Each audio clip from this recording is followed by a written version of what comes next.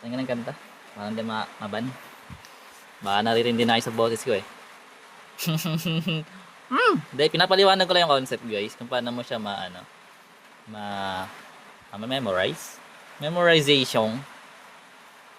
So kapag magpo-prove ka guys, or mag-simplify ng trig, actually yung ginagawa dyan is pwede kang gumawa ng ng tawag dito. Hindi. So pwede kang gumawa ng magic hexagon. So paano ba yun? Dito kasi guys sa magic hexagon or sa hexagon na ginagawa, kapag trig yung topic, nandito na lahat kasi na pwede mong identities. So gawa ka lang ng ganito, tapos magkakaroon ka dyan ng tangent, then sine, cosine, cotangent, cosecant, tsaka secant. So yung lahat na nasa right, puro siya may cosine, cotangent, cosecant. Then rotate mo lang siya clockwise, counterclockwise, tsaka magka-pass through sa 1. Lagi siya naka-divide. For instance, meron tayong tangent equals sine over cosine.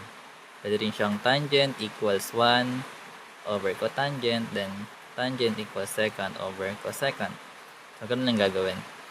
Then, para naman sa tawag dito, sa Pythagorean identities, ganun gagawin mo. Gawa ka ulit na ito. Tapos, yung 1. Tapos, gawa ka lang ng tangent squared.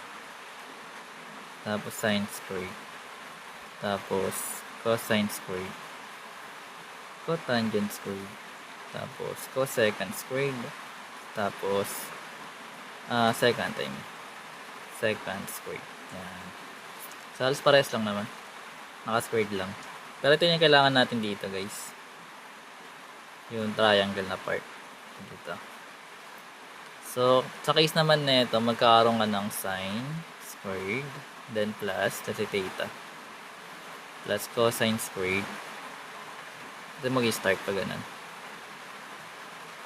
Equals, kung saan siya magpa-fall, sabihin sa 1. So, ganun siya mangyayari. Then, pwede mo na i-manipulate yan para makuha mo yung other identities. So, ngayon, dito naman, kung gusto mo may cotangent squared doon, so, pwede siya maging 1 plus cotangent squared equals cosecant squared. Doon siya ginagawa. But anyway, ito naman yung ginagawa natin, di ba? Part. So, meron tayong sine squared theta plus cosine squared theta. So, ibig sabihin dito siya magko-fall. May mga squared. Which is equal siya sa 1. So, pwede natin gawin as 1 over cosecant. Tama? Pero remember guys, yung cosecant natin, sabi natin kanina, pwede natin siya ikutin ng clockwise, counterclockwise, mag-pass sa 1. So, kung meron tayo ditong cosecant, ito siya. So, pwede mo siyang mag-pass sa 1 para makuha mo yung reciprocal niya. So, ibig sabihin, pwede yung cosecant maging equal sa 1 over sine.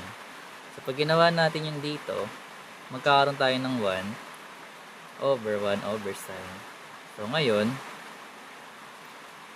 cross multiply lang. So, magkakaroon tayo dito guys ng sine theta. Ano siya ginagawa? Gets? So, ayun na. Pero kung gusto mo maintindihan to guys ng in-depth, gusto ng pangmalakasan, panoorin mo dito yan. Pero yun yung board nun eh. Pinadali ko na nga eh. Kanta ulit tayo boss. Para magsialita na sa live. Minute ka mo na naman.